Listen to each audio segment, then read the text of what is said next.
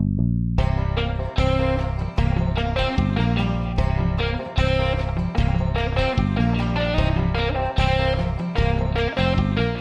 guys, and welcome to the travel game.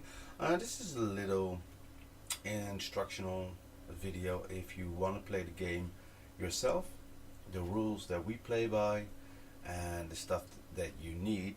And we'll start with that. You need 5 things to play this game.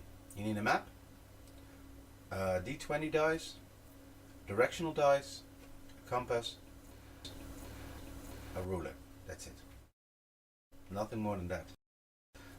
This map is a map with 1 to 2.5 million in scale, which comes down to 1 centimeter is 25 kilometers, and that's handy because of the D20 dice, because our maximum radius is 500 kilometers, and that comes down to 20 centimeters on the map.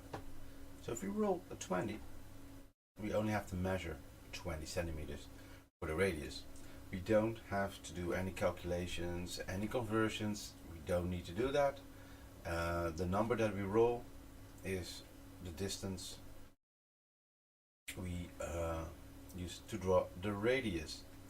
We draw the radius with our current location at the center, then draw the circle around it.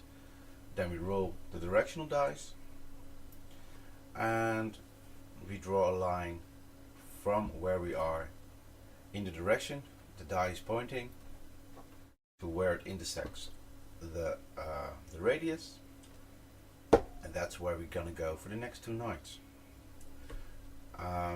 And that's it. There's not much else to it. There are some restrictions that we set for ourselves that has to do with convenience and cost.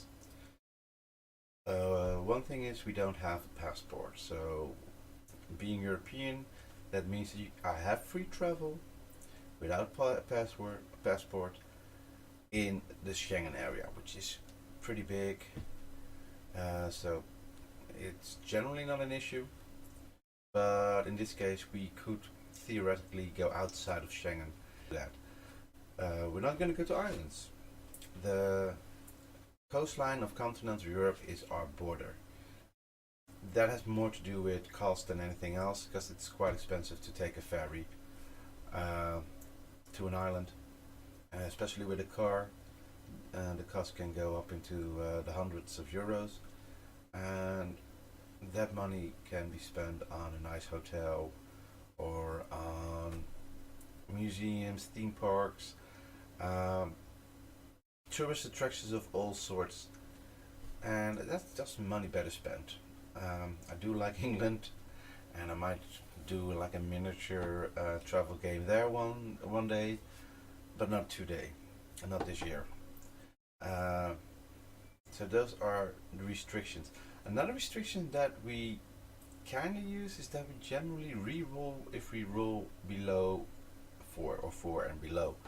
The reason for this is that I like driving, so if we come to an area, a rural area, it pretty much asks of you to drive quite a bit to get to the interesting sites, and it's not an exception to drive at least 100 kilometers to get somewhere.